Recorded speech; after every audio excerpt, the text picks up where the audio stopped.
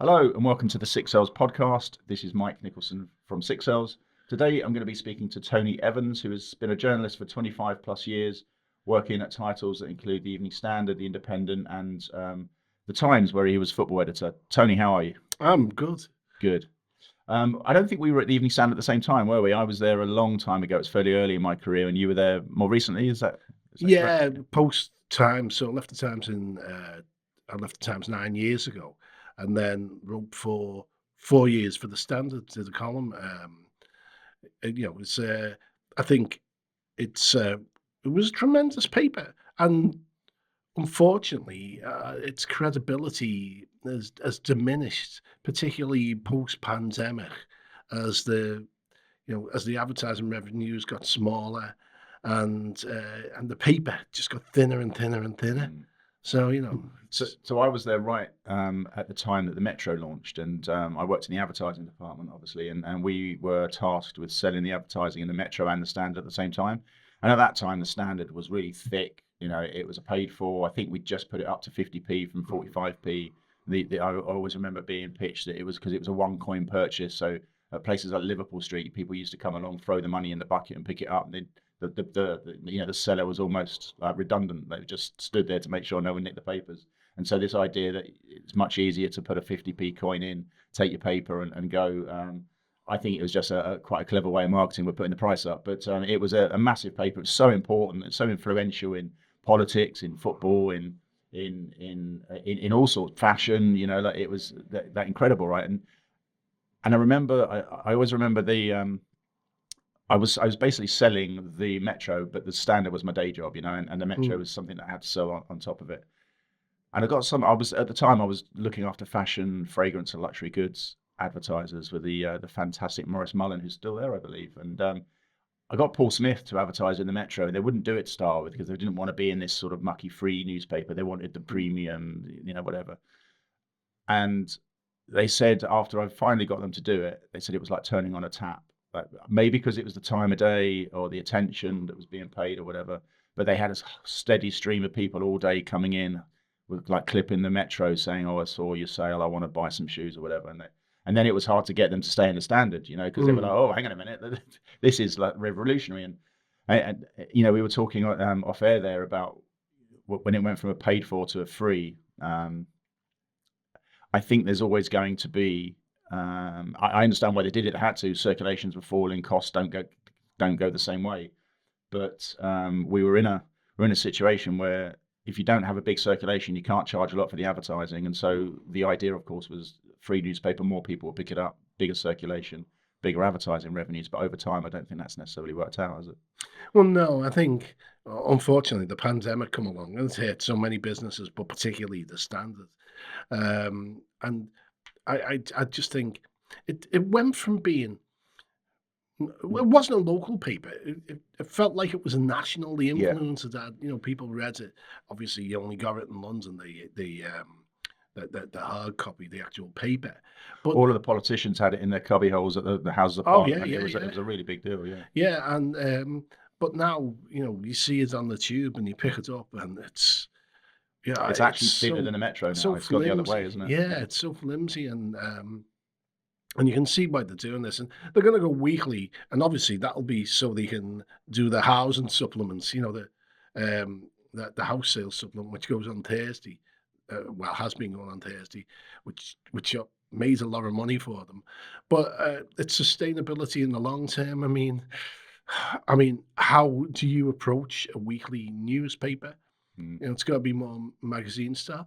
In a way, though, I suppose it'll be thicker. They might even need more journalists. There'll probably be a cull in the short term, but if they can pitch it right and get the right sort of quality in it, there is a possibility it could be successful. Mm. Yeah, well, see, I mean, news is, if anything, is sped up since newspapers, isn't it? Like that news is breaking every second of every day now. So yeah, it will be really interesting to see how they take what was a three times a day newspaper to a once a week newspaper. Mm. But it just it's a sign of the times, I suppose, isn't it? Like newspapers generally are on the decline and have been for many years since the internet. But it's just so sad to see such a fantastic newspaper, perhaps sort of retreating into its shell in a way. It's insane, and part of me doesn't understand it. In fact, most of me doesn't understand it because there's never been more appetite for content with the internet, and there's never been easier access to content. And newspapers have responded to it in all the wrong way. The Guardian started off by back in the late 90s, 99 was it, by giving away everything on the internet. Just setting up the internet. We've got the best internet in the world, and they did the best newspaper internet in the world. Of course, they weren't making a penny from it. Yeah. So they've actually spunked the whole, the trust, all the money in the trust, and the knock-on effect is the paper got worse and worse, and but it's also set the tone that people didn't want paywalls. Then they didn't want to pay for the information they're getting.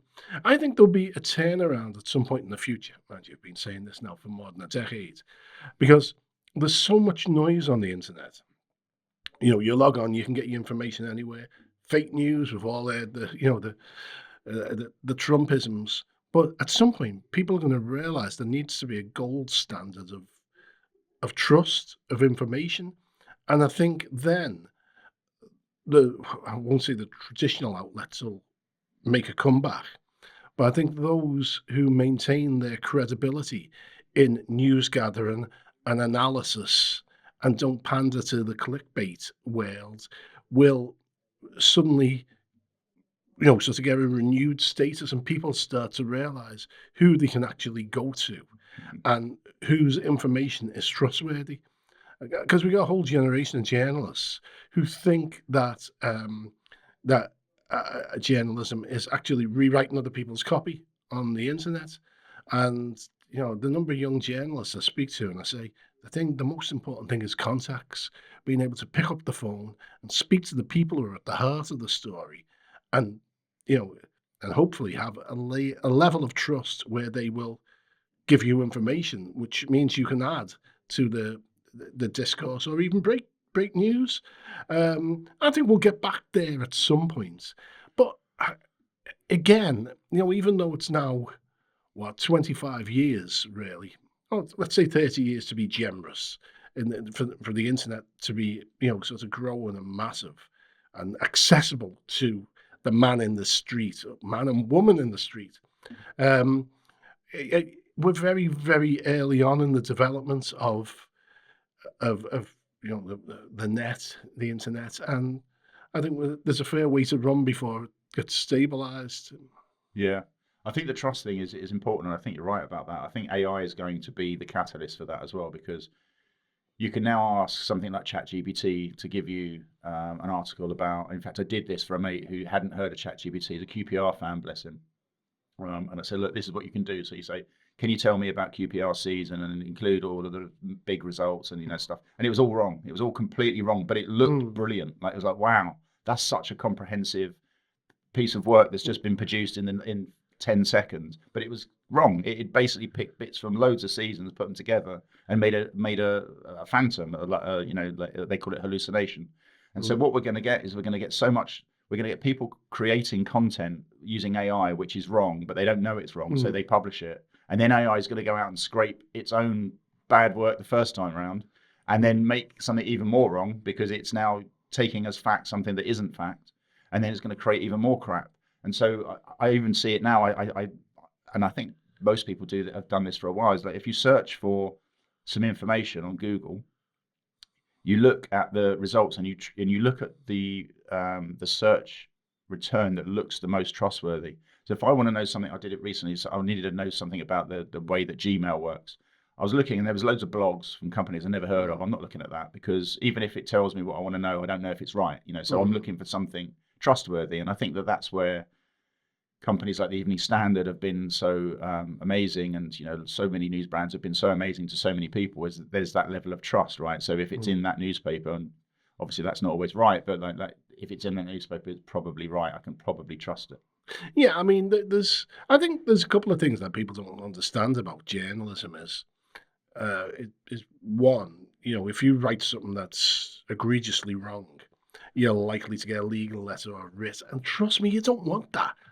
It takes up so much of your time. It's so painful. Even when you write and you get them, the football clubs are terrible for doing that to you. It's I mean, one football club basically sent me a legal letter because I I was doing the radio and at 7 in the morning, and I was sorting out the debt, and I got the figure wrong by 4 million. I mean, I ask you, but like what they really wanted is to keep me from writing about them Yeah. while the transfer window was open.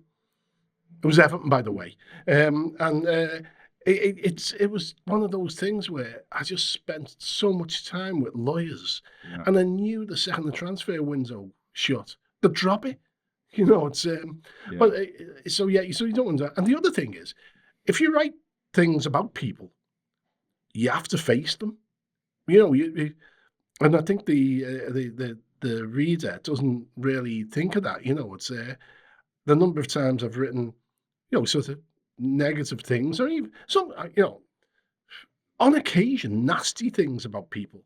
You've always got to ask yourself, do they deserve it? And sometimes you go, yeah, actually, they do. And so you write the things, but you're going to have to face them. And, sometimes those confrontations are quite fractious, let's say. Yeah. But, you got to stand your ground. But it means that what you hope to do is build a level of trust where, you know, that even Level of if you do, fairness, is it? Is it like if they think, okay, I kind of had this coming, so I can understand why you're doing this, but and I understand your reasons, and you've explained your reasons. Do you build a level of trust that's actually stronger through that adversity in a way, well, or can you? what I've found is that even when you write stuff that upsets people, uh, generally, if they think you have a level of trust and you have a certain influence, they'll come back when they need you. They might, I often,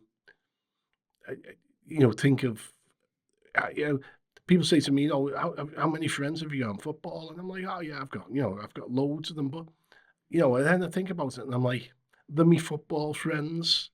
It's like we're likely to fall out, and then they'll come when they need me. There's an element of transactionality. Where did I make that word up? It's a good word. Yes, Good word. it's me, Yeah. the AI, Tony Evans. No, but yeah, and so yeah, even when you fall out, even when you have a big bust up, when they need you, they'll be back. Yeah. Interesting. So you've written, you've watched countless press conferences, interviewed countless people in football, and other sports, of course, but like football's obviously your main passion and stuff. What would the reason that I really wanted to get you on is because most of the guests we have on this podcast, we talk about advertising, more or less, advertising and media, but from the advertising point of view. And obviously you spent a lifetime on the editorial point of view. At the Evening Standard as just one example, I was head of sport advertising for a while, and I had sport editors that were really accommodating to the advertising side of the house. And they'd be open to ideas. Mick Dennis being a great example. He was fabulous. And he'd sit down. Act. Yeah, brilliant man. And he'd sit down with you and he'd go, well, what are you trying to do? What are you trying to achieve? Okay, this is how we could best do it. And then others, maybe Simon Greenberg, for example, probably not as comfortable with the advertising side of the house. So, Yeah. where did you stand on that? Like when you were the football editor at the Times and advertising came to you with an idea, what did that relationship look like for you? Generally, I'd try and do what I could to help. I think I was more on the Mick Dennis side of things than anything. I mean, one of the things that always used to get us is particularly on Friday afternoons when early deadlines, biggest paper of the week, most sought after paper in terms of advertising. Every week it'd be like, can you get the advertising in early, so we know what we're working with. And every week it'd be like, 4, 5, sometimes 6. You were supposed to be off by about 7, half 7. The advertising drop a new ad on, and everyone in the office would be fuming. They shaft us every week and all that. And I'm like, we know what's going to happen every week. So why are we moaning? This is the pattern. Get used to it. Work around it. And I always thought, the way I argued it, if news broke, we'd rip the paper up. We'd change everything around. So when ad comes in, it's money. It's money, presumably when they try and cut budgets again, we'll say, what about all the advertising? And my view is always, make it work. We're all in it together. Yeah, we can think the advertising department are a bunch of dopes, but the reality is we need each other, sort of thing. Yeah. So that was always my point of view. And if they come to us with ideas, it's I'd always be very, excuse me, very very open to them and see if we can make it work. There's a lot of preciousness in newspapers, and a lot of people have their heads, well, in the media overall, have their heads up their own jacksies. Take them out and get rid. One of the reasons that the industry's in the mess it's in is because people, you know, cannot remove the craniums from their anuses. Mm. Yeah. I mean, it's an interesting one. There was many people on the editorial side of the house that would think that they were the reason that there was a newspaper, and without them there would be nothing. And there were many people on the advertising side of the house that would say, "Well, yeah, but we pay for everything," you know. Mm. And neither are true. Like, well, both are true to an extent, but neither are exclusively true. But the lack of collaboration in some instances, not Mick Dennis being a great example of where there was, I could just ring him up, would go and sit down in the atrium at the stand there, Derry Street, and I said, right, I'm trying to do this thing with Adidas for the London Marathon, and we're going to need quite a lot of advertising throughout all of the pages that are covering the London Marathon, and I'm going to need to kind of guarantee that to a certain extent, because if you move things around and suddenly Mm. that page becomes football and not, we're going to have to move with it because this is that they're sponsoring the London Mm. Marathon. And those conversations were very easy because he understood that there's a commercial imperative for those two things to be Yeah, yeah. together, and he'd make it happen, you know. And I think that sort of collaboration is where the sweet spot is, but it doesn't always work. And I know I could name many people on both sides of the fence, if you like, both sides of the houses, that thought that they were the only one that was important, or they Yeah, were the most important. And yeah. it doesn't work that way, does it? Teams No, don't work that way. no, no, and it's unless it was really, really stupid, I'd make every effort to make it work, and um, I just thought it makes sense. You sales are fallen, so we need ad revenue, and but I'm afraid I was probably the exception rather than the rule. Right. Yeah, for sure. Do you think that advertisers made enough use of the sports section? I'll tell you why I say that. I'll give you some context of where that question's coming from. So, back in the day before the internet, before we put everything on the internet for free, advertisers would clamor over early right hand pages. So Mm, page 3, page 5, page 7, they yeah. were the holy grail because they were, as you open the page, if you imagine opening a newspaper, the front page is technically a right hand page. You open it, and then you got your left page over there, which is all flimsy because there's only one page, and then you've got the whole book on the Mm, right. And so that's where your eyes go, right? So that was the holy grail. And I felt that obviously did okay, but like I felt that actually that's not how I read a newspaper. I start from the back. yeah. I go in the other way, like, and then I think, okay, what's going on in the world? You know, and I know that might make me an idiot or a philistine or whatever, but like football is like a big passion to mine, and I'm not alone, of course. There's millions of people that buy a newspaper and start at the back. Yet advertisers didn't still seem to want to be there because they got so conditioned to this idea of page 3, page 5, page 7, etc. Yeah, I think yeah, well, we always thought of it. It's the mirror image because when you start with the back, it's going to be the left hand Yeah, page. So late left hand page should yeah, be as good as an early right. Yeah. that was always like page three. And no, I don't think advertisers realised the full value they could get from it. I mean, especially when we had people like sort of figures in football like Beckham who crossed over, to sort of to become popular cultural symbols, and like the sports sections tend to be full of betting adverts, Yeah. and I always thought that the companies who sort of use the likes of Beckham and the likes of these footballing icons should have made more of it in the pages of sport. Um, but I so many people, I, I go so far as to say there's probably, in my experience, 70% of people look at the front page, turn it over at the back, and start at the back. Mm. You see people on the tube, you can see them with it. The front page, flip it over, and at the back. And I don't think the, the commercial power of sport has been harnessed by television. But I don't think newspapers, the traditional newspapers, really got a grip on it. Yeah.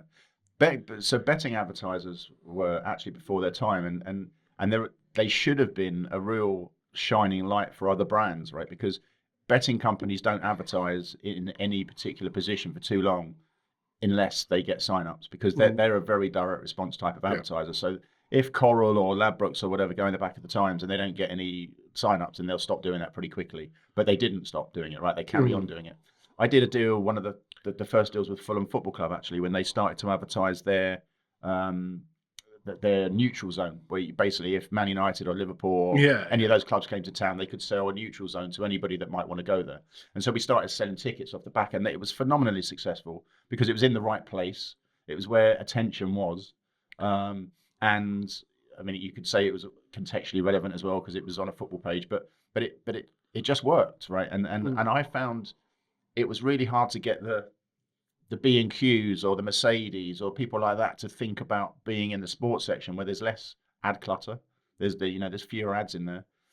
There's a really high amount of attention, yet still people were sort of focused. That's why I asked that question on whether you think advertisers could have perhaps utilised sport a bit more fully. yeah, and certainly, I think a lot of advertisers, and well, I mean, it goes wider than that. It goes at the people of this country. I've still got almost a Stone Age view of sport, and particularly football. You know, you still get the for a lot of people, too many people, the their opinion of football is still stuck in the 70s, you know, and 80s. And when the Sunday Times called it, you know, a slum sport played in slum stadiums, watched by slum people, Mm. and there's that snobbery. Again, it's the stupidity of newspaper people. And when John Witherell took over at the Times, he come from the Sunday Times. He was convinced that rugby union sold papers. He was convinced that football, we shouldn't be doing football. So my period as a football editor, it became clear very, very early on was going to come to an end. You know, so He didn't think you should do football full stop, or you should he just didn't want reduce it. football on the back Right. page where he could avoid it. He wanted it. I'll give you an example. It was Boxing Day, King George. I forget what year. Would have been 14 or 15. Manchester City and Liverpool played. Phenomenal game. Loads of controversy. Did the ball cross the line? All that sort of stuff. And he wouldn't let us put it on the back page because, and he made us put the winner of the King George horse race. I can't remember the horse now. It's actually won 2 years in a row, so it was quite a good horse, but it wasn't exactly best mate, you know, one of them.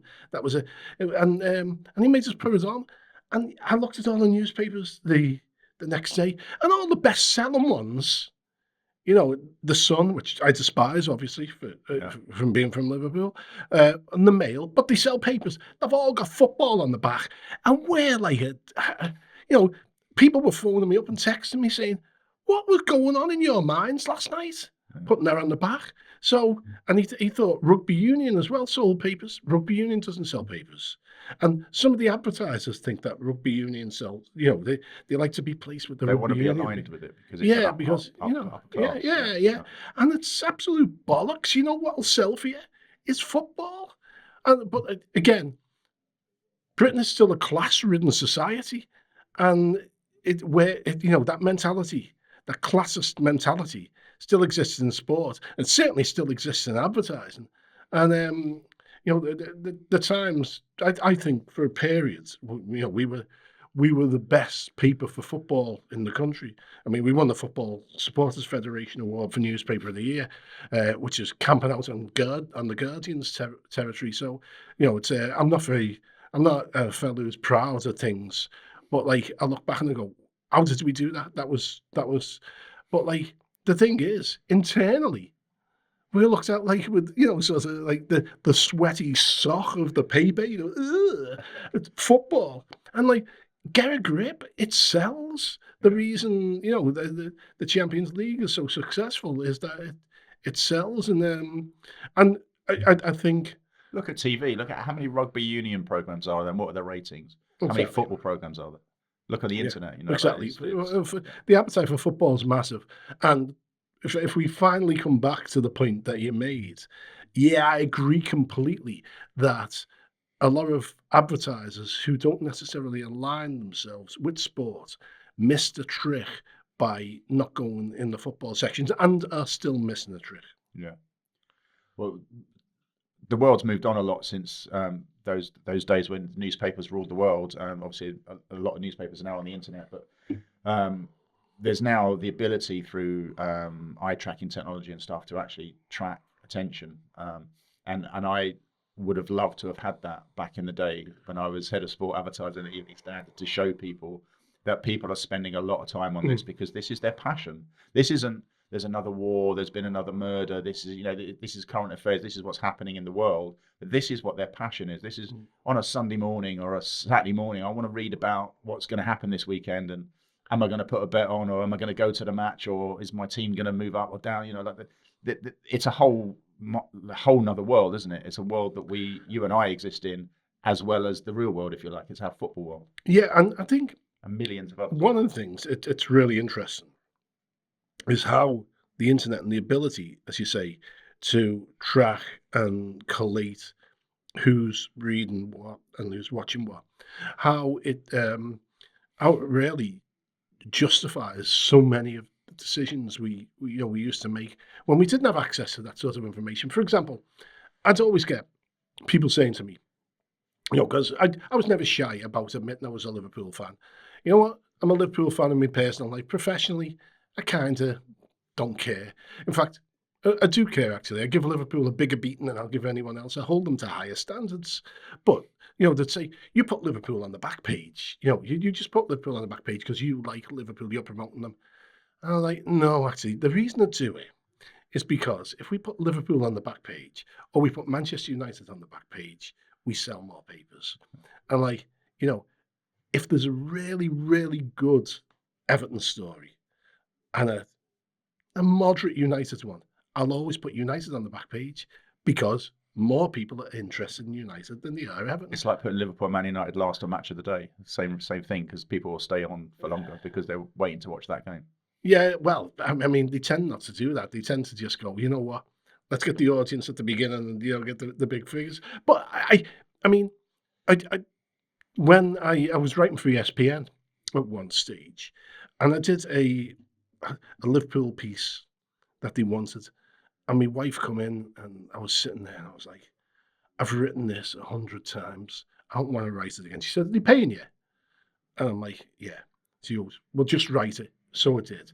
So anyway, the same week, I wrote an Aston Villa piece, which was really, really satisfying because what I did is I spoke with about 20 people at Villa, and at the time they were in a fair amount of turmoil. I managed to get like real detail of what was going on and tell people what they didn't know.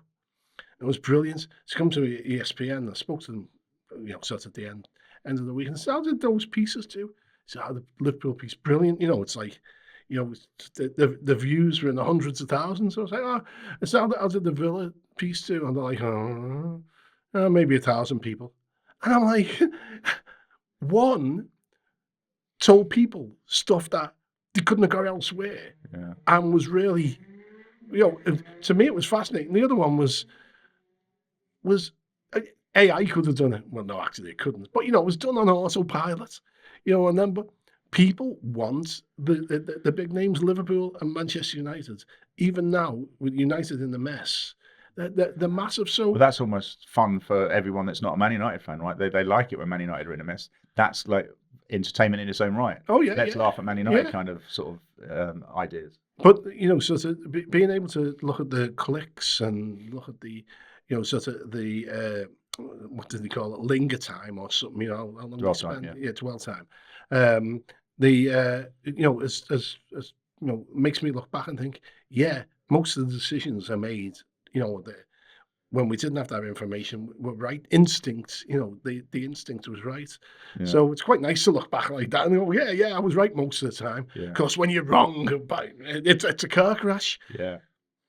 Yeah. So one of the things that I'm really fascinated about, Tony, is well, I love football, as you know, and I love media and advertising.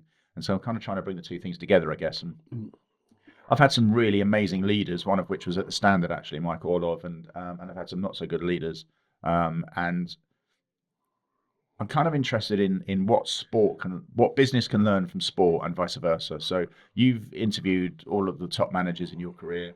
You've watched them up close and personal, got a lot closer than sort of most people listening to this would have got to them. And you've kind of been able to see over time how they are, how they behave, how they lead, how they communicate and stuff like that. So if you were to think about the let's say the 10 football managers that you most admire, and they could even be Sir Alex, Mm. shock horror. It doesn't matter what team they played for. Forget this. This isn't a football question necessarily. It's more that leadership is so important in football that I think we can learn things from it. So forget that this isn't trying to go down any sort of club alleys. Is there a trait or certain traits that they all had that you were able to identify that you go, I would put that on if I was going to try and build a leader. Let's say AI one day could build leaders. Like would you say that they were the traits that I would put on? That's a really difficult question to answer because so many of them that I admire have got sort of difficult components to the personality. Um, I'm gonna this probably won't go down well, but the one thing that probably most of them got in common at various moments is that the bullies. Right. It's the probably that's probably a wrong way of saying that. Probably that's looking for a headline, isn't it? No, what they are is that they are extremely strong and have a mental robustness and aren't shy of confrontation.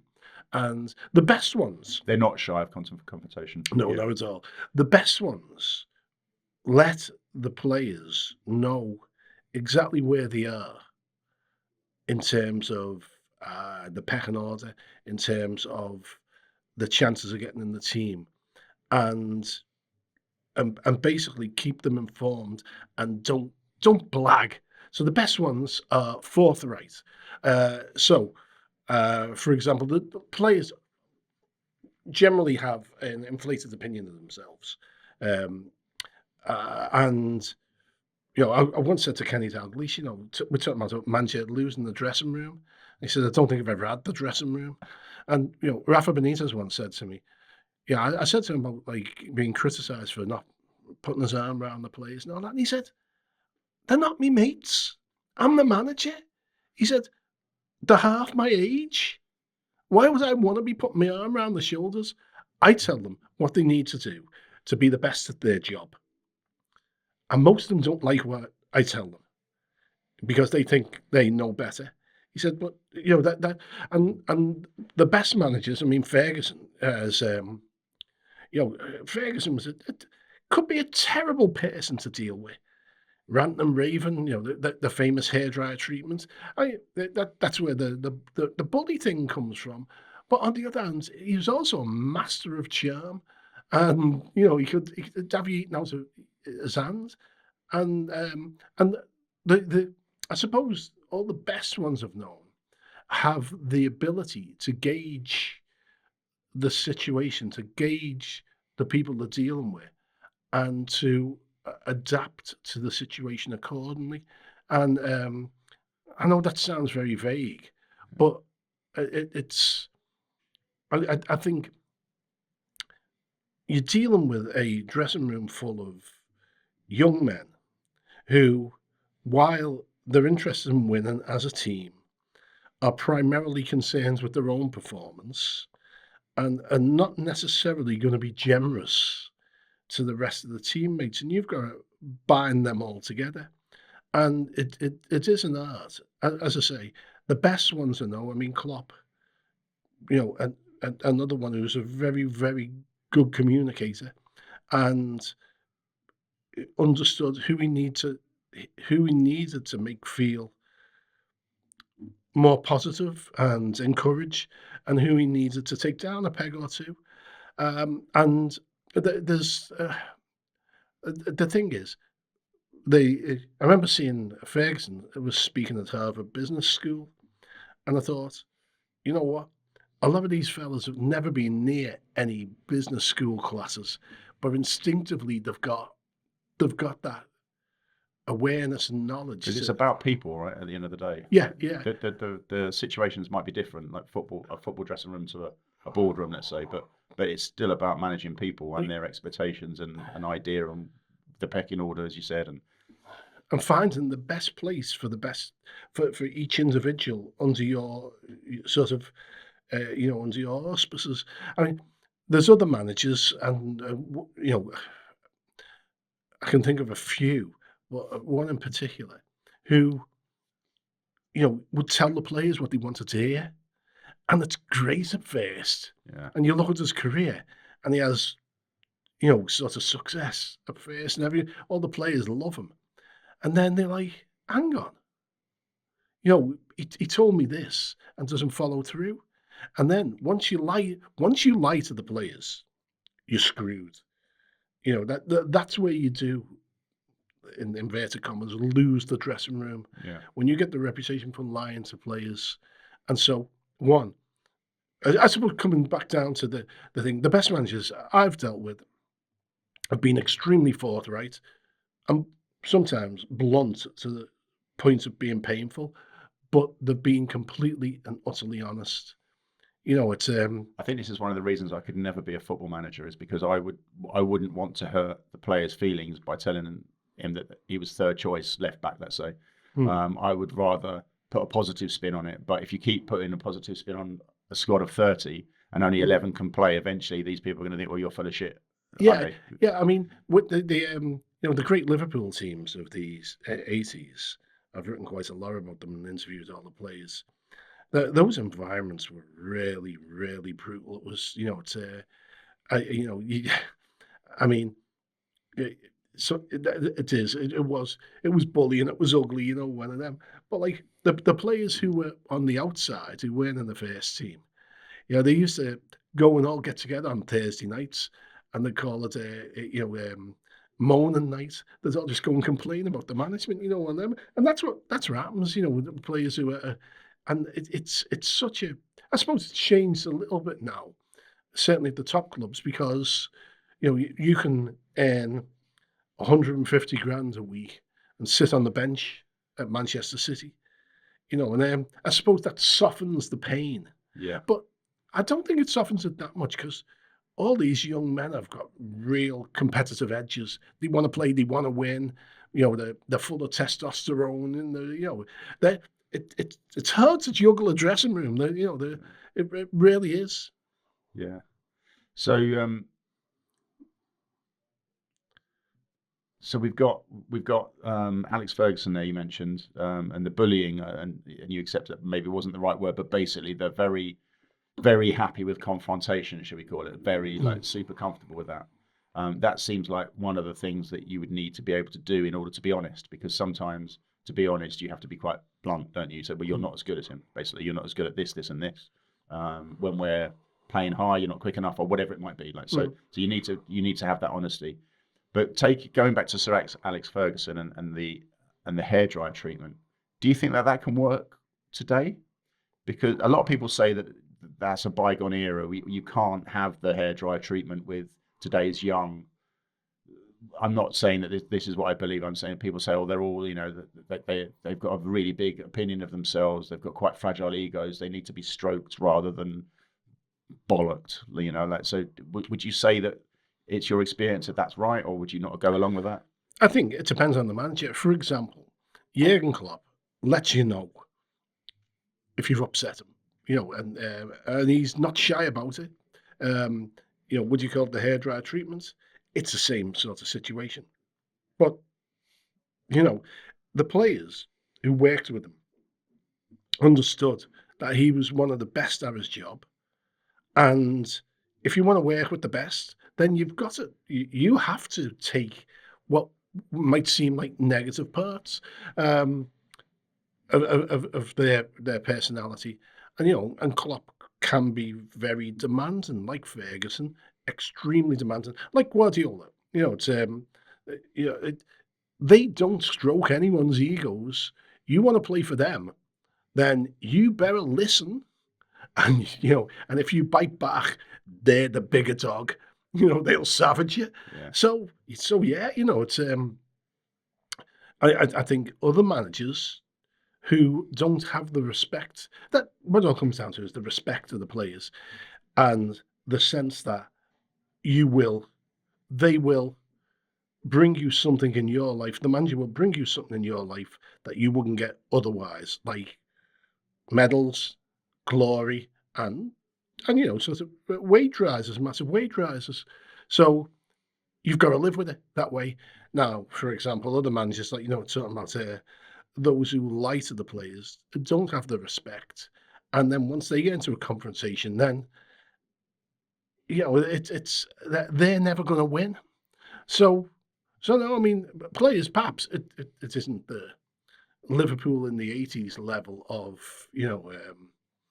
of boot camp behaviour, or even Ferguson throwing a football boot across the room and whacking, um, Beckham under the eye, but it still goes on. And if someone has the respect and the kudos to do it, then yeah, they'll let the players know. And if you've got any sense, if you're a player, you'll listen. It's quite funny because quite a few Liverpool players were unhappy about Rafa Benitez that he was, the way his approach. Detached, cold. Yeah. Yeah, and then they went into management, and when they've gone into management, they've been a bit like, oh, so it's like this, is it? And they've realised that when they were players, they just didn't see the bigger picture, and they didn't see that his way was actually a good way. It's and they're having to deal with similar issues themselves. So I think the best manager, I mean, like Klopp. Klopp is charismatic. Some of them aren't charismatic. Rafa is actually, funnily enough, he's more charismatic in person than you'd think. He plays it down, but Klopp is charismatic everywhere, and he could run a huge company. He could run he could be a politician. He could be almost anything he wants because he has a brilliant ability to sense what people need. Also, underneath that smiley surface, and that you often see, there's like a hard core of anger, and he's always up for a fight. And that's the other thing I'd say. Most managers are they're not shy of having a fight. Yeah. I remember one of the cup finals we won on penalties. Liverpool, say we, sorry. This isn't a football show. This is a media and advertising show, but we're just, so I shouldn't say we. That's bad. Liverpool won against Chelsea. We won a penalty shootout. And one of the images that will always stay with me is Costa Simicas ran up. He was a sub at the time, and he jumped on the back of Andy Robertson. And I'm thinking they're competing for the same position there, and he immediately went to his, if you like, problem, the one that's in the way of him Yeah. getting in the team. Now, you talked about the pecking order and making it very clear to players. How do you think you can make that happen? Because I think you're right. I think that from everything that I read and everything that I learn about football, footballers are in it for themselves. They want to be in winning teams and they want to do well for the team. But it's about them because they know as soon as they're not wanted anymore, they're gone, right? So how do you think you build that? And going back to Jurgen Klopp, and again, not making it a Liverpool thing, but I think anyone with a fair mind would say he's an exceptional leader from everything that we've seen of him. How do you think you build that sort of culture where the player that's not playing, Simicas, goes immediately to the player that is playing in his position and celebrates with him? Well, I think there's a couple of things here. One, I think it does help if your manager has a great inclusive attitude to the players who are not in the team, because the old school thing was if a player wasn't in the team, he got ignored. It's Yeah. the manager would never speak to him, and that That were the Shankly days, right? Where if you were injured, he'd walk past you in the corridor and ignore you. Yeah, Oh literally not yeah, talk yeah, to you. yeah. Yeah. Well, I mean, I was talking to Paul Tisdale, who says has managed a lot of clubs in the lower divisions. Very, very bright fella, and he said when he was a player at Southampton and Graham Souness was the manager, uh, he wasn't in the team, and Souness just never ever spoke to him. He said he hated going into work and the impact on his mental health. So if you make people feel part of the group, Craig Johnson at Liverpool was always a substitute. He had essentially a nervous breakdown because in those days, if you played on the Saturday, and there was only one substitute in those days, and sometimes you didn't get on. If you played on the Saturday, you got Sunday morning off. But if you were an unused substitute, you'd have to go in and train with the rest of the squad on Sunday. So the players who had played all went out on the ale because they had Sunday off and team bonds and all that nonsense. And Johnson had to decide whether he wanted to go and be part of the team bonds and get up with a hangover and train, or go into training. And it really got on top of me. Felt like he was excluded from the group. So you got to have an inclusivity. Also, like I say, if you tell people exactly where they are in the pecking order and what they have to do to get better, that's important. But there's also another thing in the dressing rooms, and with a few exceptions, most players recognise people who are better than them. So, for example, if let's use Liverpool again, just because if Salah is on more than 400 grand a week with bonuses. So if you're, I don't know, one of the other attackers, let's say Nunes, you don't look at him and go, why aren't I on the same money? Because you're like, I'm not Salah. It's one of them. You look at everyone understands who's the best. Kids start getting that. Like I've gone back to coaching under sevens again, and at the moment, they're okay. Everyone can get equal playing time, but they get to about 10 or 11, and they already start to go, right, well, I'm better than him, and I'm better than him, and I should be playing more than him. That's something that comes, I think, quite early to players. Yeah. And so Simicast will look at Andy Robertson and say, he's ahead of me. He's ahead of me. And, the manager says he's ahead of me, and I know he's ahead of me. So he doesn't have to feel the resentment.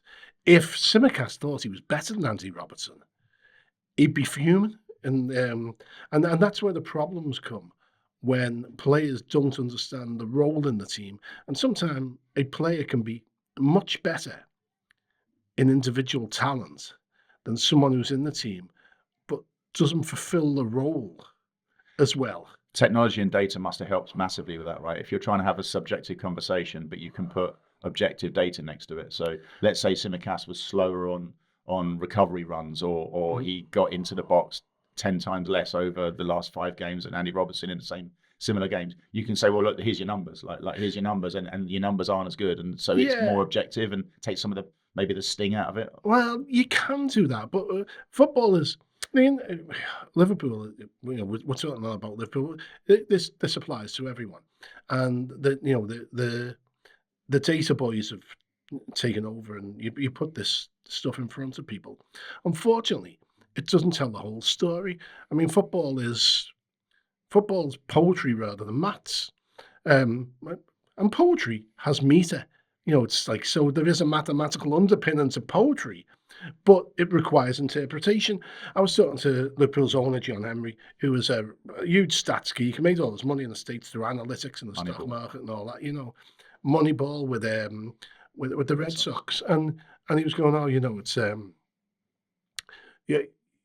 numbers can tell you something your eyes can't see. And I said, yeah. I said, do you have a metric for the use of space when the opposition have the ball? And he's like, what do you mean? I said, ta-da, you don't. And he's going, I don't understand. I said, a player, can barely touch the ball. I said, but their full back, I said, they play the ball across the back. Their full back looks up the line. I said, a midfielder steps across just into that area to discourage him from playing that ball. I said, then he has to go back across, play it inside, so you get the press going. I said, now, when you look at the stats later on, it might seem that this midfield player who's stepped across has barely touched the ball. He hasn't run many yards. He hasn't created anything. But what he's done is he'd stopped the opposition playing and facilitated what Liverpool or any team are good at. The press and winning the ball back. He hasn't won it back, but he's created an environment where he did. by not touching the ball, by just moving on the pitch. I said, you show me a metric for that. I said, now buy into stats completely. As I can see it, you can't. I said, and I can see it because I've been watching this bloody game since I can remember. And like, and I said, sometimes I I've talked to and spoken to analytics people who kind of only get the numbers side of it and don't see the intangibles. The best ones do. But another good example, and when Brentford are huge on analytics, and I'm a massive admirer of Matthew Benham, the owner, who's a great fella. But like, they were 2-0 up at home at half time, and they go into the dressing room, and the manager gets a text from the analytics people say the numbers say we should be 2-0 down. It's like better do better in the second half. And I'll tell you what, talk about taking the air out of a dressing room. A good manager goes in and goes, you know what? We were crap there in the first half and we're 2-0 up. Imagine how good it'll be when we're, the numbers say we should be 2-0 down. Well, you know what? Sometimes the numbers lie to you. Yeah. Sometimes you can't trust the numbers. And so, again, the best managers have to balance that. Now, Klopp at Liverpool, back to Liverpool, got into a battle with the analytics people and ended up with them, in recruitment terms, ended up with them all leaving. Well, let's talk about three of them. Three of them left. And of course, now Klopp's gone, they've come back. And it kind of tells you. What was the story there? He didn't want the numbers, or he didn't put as much store into the numbers as others? Or? Yeah, what he actually did, I'm talking about Michael Edwards, who's now CEO of football, but Klopp and Michael Edwards balanced the worst aspects of each other's football personalities, let's say, and together they managed to, come up with a great system, but they rubbed up against each other and didn't quite run smoothly. And Edwards left. Klopp believed in his football knowledge. Edwards believed in the numbers. I'm simplifying it, but it's and it happens. But there's got to be a analytics. I lived in the States in the early 90s, late 80s.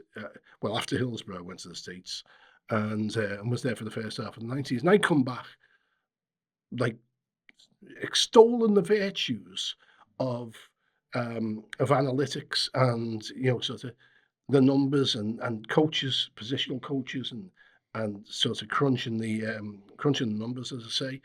And yet I can see it's gone too far. People call me a dinosaur now for criticising it. But I once they do that about Sam Allardyce. I once wrote about him. I said he was using Prozone when most football managers thought that was a red light area. So you go from being at the cutting edge to being a dinosaur pretty quickly, because the new generation, and this in any business, and we're talking about advertising, the new generation think they're seeing everything for the first time. Actually, if you want to look at proper analytics, look and see what's worked over the past. It will probably work again. Yeah. Yeah, I can't remember who the advertising luminary is that said this, but he said lots of people talk about the changing man, talking of man as in human, not like being sexist, but not enough people talk about this the remaining man. Like humans tend to evolve quite slowly. And we might think things are moving on at lightning speed, but there's a lot of things that stay the same. Oh yeah, my daughter's in the early 20s, in her early 20s. She keeps telling me, "Oh, it's all different now," and I'm like, "Oh, yeah." And you know what? That's what young people should do, because that's what I was saying to people when I was that age. But time gives you more perspective, and there are tried and trusted ways of doing things. Now, that doesn't mean you shouldn't try and be innovative. I think it's important in any business, whether it's advertising, whether it's editorial, to take chances, to look at things with a fresh eye and say, we can do this better, and not fall back on this is the way it's been done for decades and decades. However, don't just jump the pass because you haven't because it's been not new. aware of it yet. Yeah, yeah. We're nearly on an hour, and I could talk to you for another 10 at least, like about football, especially about Liverpool and Jurgen Klopp. But Dortmund have taken 500 of their staff, cleaning staff, kitchen staff, young players, and stuff like that to the Champions League final.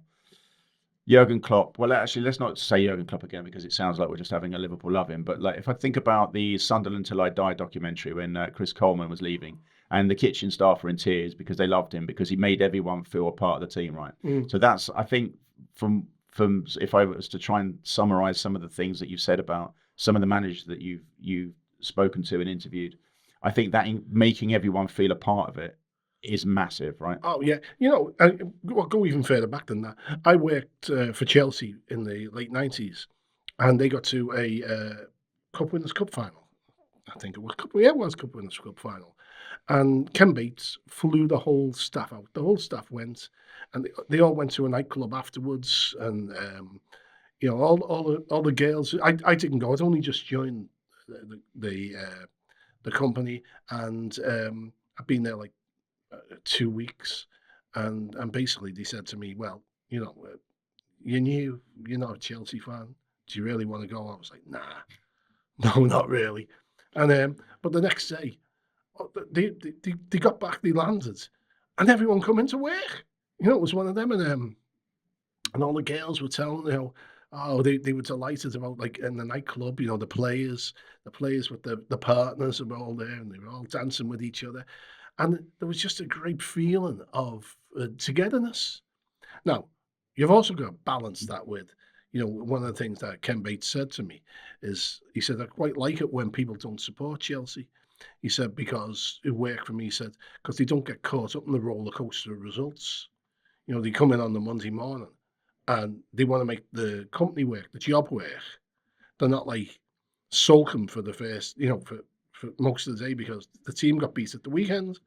So you got to balance it that way. But if you can make people feel part of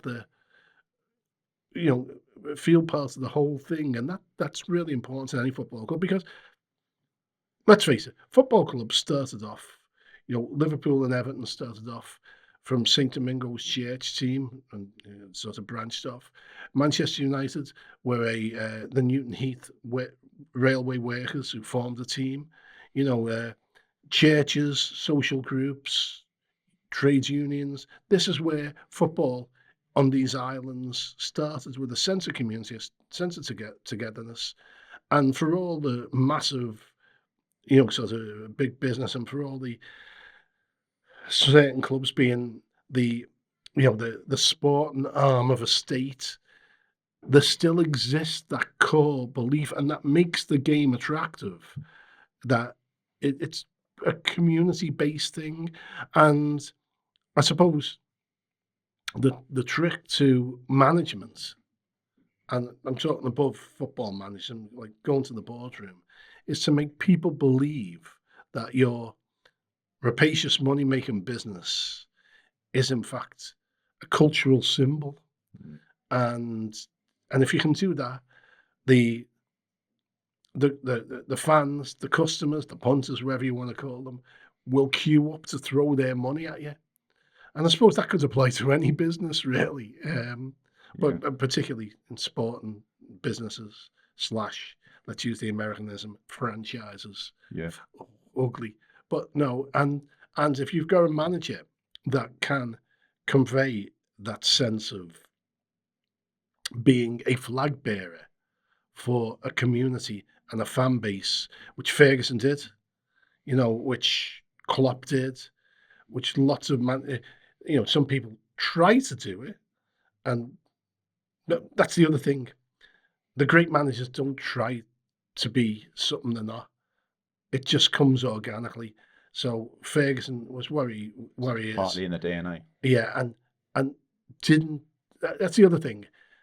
I'd say, coming back to one of the earlier questions and the important questions, what characteristic do they all have? The best ones don't care what anyone thinks about them. They'll do what they believe to be right. And you see people are the opposite, like Brendan Rodgers, you know, at Liverpool and Celtic. He tried to be a Shankly figure. He tried to be a Jock Stein figure. He tried to give that man of the people image. And people see through it really quickly when it's not real. When it's real, the authenticity shines out. And the best managers have an authenticity that is undeniable. I want to give you an example of that before we say goodbye. I've got two teams, as I think you know, that I've got Liverpool, obviously, that I've had since I was 4, and alongside that, I've had Sutton United, which has been most of their life as a non-league club. We had a little dalliance, 3 seasons in the Football League, and we're now a non-league club again. And we had a manager that took us to the Football League, which was something that no one at Sutton United thought could be possible because of the size of our club and the history of our club. Matt Gray, and he knew everyone's name at the club, like everyone's name. Like I look after the ball boys. I was so insignificant, in the grand scheme of things, but he knew who I was. He'd speak to me. He knew most of the fans' names, or at least the ones that stayed in the bar afterwards, and he'd go and talk to them. If they had a problem or they weren't sure why something was happening, one great example, he'd have everyone back when we were defending the corner. And a lot of people, including myself, are thinking, well, leave one up, so we can break. But people were moaning about that, and I'd get me beer, and he'd come round and he'd talk to anyone about anything, and he made everyone feel a part of it. And it was an amazing time to be a Sutton United fan, because you could be working in the tea hut, or you could be the first team manager, or you could be a fan sitting in the corner, and he'd make you feel special, right? And it was, and I think, going back to your point, you can't fake it. That was just who he was. Yeah. Like, he's not dead. Like it's who he is. He's left the club, unfortunately, but he'd make you feel like 10 feet tall. And I think there was stories of Shankly back in the day where he'd make people feel 10 feet tall. Ron Yates, come and have a look, come and walk around our Colossus, that sort of thing. Make him feel invincible, and. Well, without Shankly, I probably wouldn't be going. And I mean, let's face it, it's the truth. Football's dull. Football has long periods where it's really, really dull. If you watch it sober and you're not with your mates, sometimes, I sit in those press boxes and I watch it and I go, why am I doing this? Why am I doing this? But when I was a kid, I used to go up to Anfield on school holidays and get autographs and all that. And Shankly would come up and he'd talk to us, and he'd stop and spend half an hour, 40 minutes, sometimes even an hour, just talking to us kids. And there was no reason. We learned how to push his buttons, It's, Bill, he'd be getting in his car. Who's the best player you've ever seen? It's a lot of good players, son. Open this door. You go, is George Best the best player? And you go, George is class. George is class. You go again. I go, how good was Tommy Lawton? He'd stop dead. Tommy. 1,000-yard stare. Tommy was the best. And he'd tell you about Lawton and so, but me auntie worked as auntie. The way close family friends you always call auntie, you grow up with them and all that. She worked. She was a tea lady, a cleaner at Anfield, and she, sort of on the day she'd take us up there, introduce us to all the players and that, and Shankly. And it like felt that she was as important a part of the way it was running as anyone else. It's like, she come up, do you want to come up and see the trophies? Just come up. And then, Shankly would offer, Bill, brought the kids up to see the trophies, it's like, and he'd come in, and the players, Ian Callaghan, and it just builds a deep connection that it's hard to break. Do you think that's why there's been such an outpouring with Klopp leaving? It's in a similar vein to when Shankly called it a day. That he made everyone feel a part of it. I'll be honest, I think it's gone on a bit too long. And I think it's got a bit too, a bit too emotional. It's like, the old Liverpool way is like, he wants to leave. All right, goodbye. We'd love to have you here. Don't let the door bruise your ass on the way out. You know, it's so. But Klopp is a special case, and he deserves all the plaudits he gets. But what I think it is it's a desire for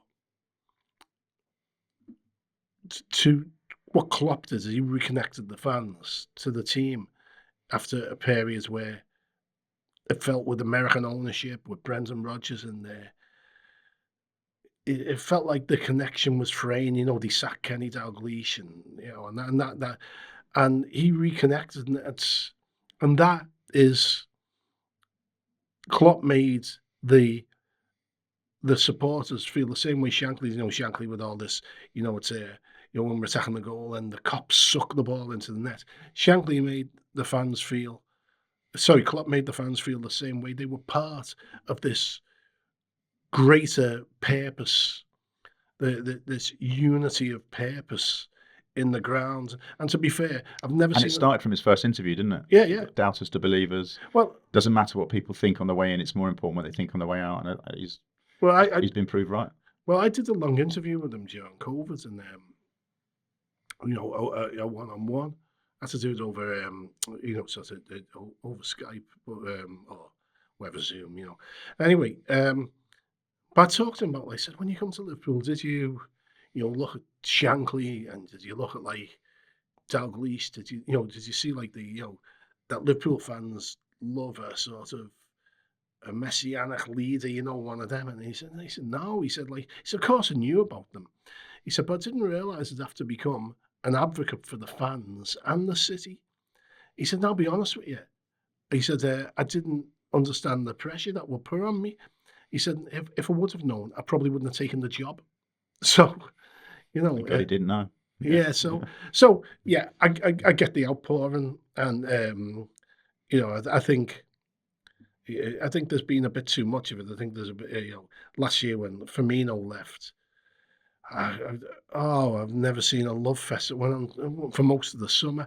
And I think what it indicates is a craving for the way modern football's gone is, particularly the match-going fan, has been, their status has been diminished. It's a televisual game, and always the quest for the global audience and that sort of thing, for the floating fan, and I think there is a massive desire for that personal connection that football represents. And even if you're never going to get to Anfield, there's a great sense of Klopp gave you a personal connection, and that's why I think having a non-league team as well as a Premier League team, I can definitely relate to that, because I loved my time as a season ticket going to Liverpool home and away. Loved it. Wouldn't change it for the world. But I didn't feel anything more than just another fella in the stands. Yeah. Whereas at Sutton United, because it's much, much smaller, you feel kind of a part of it. Yeah. If the manager knows your first name, you think, oh, it makes you feel special, right? Yeah, Like, and ultimately, I think what we all crave from football is a sense of community. It's when you go to match with your mates, it's you can make your own fun. It's and one of the great things about non-league football or low-league football is that you can stand together. The worst thing about all-seater stadiums is that it's split up. We used to all stand together on the Kop, and it'd be there's a varying size, the group, from probably a hardcore about 10 or 12 to about could be as many as 30 acquaintances. One of them. We'd all gather, we'd all talk and laugh, and in those dull parts of the game, because there are, we'd entertain ourselves. But when the all-seater stadiums come in, we were split all over the ground, and you couldn't gather, and you couldn't have this sort of shrinking and growing group on a sort of game-to-game basis. And I think that's the one thing you can have it, not non-league and the lower leagues. You can do that still, and I'll tell you what, that's the best way to watch football with your mates. Yeah, for sure. Hour and 10 minutes. So if you've got this far, well done. I really hope you got even half of the enjoyment out of that than I did. It would be an hour and a bit well spent if you did. Tony, thank you so much. That's been fascinating and really enjoyable. Thank you so much for being on the podcast, mate. Appreciate it. It's a pleasure.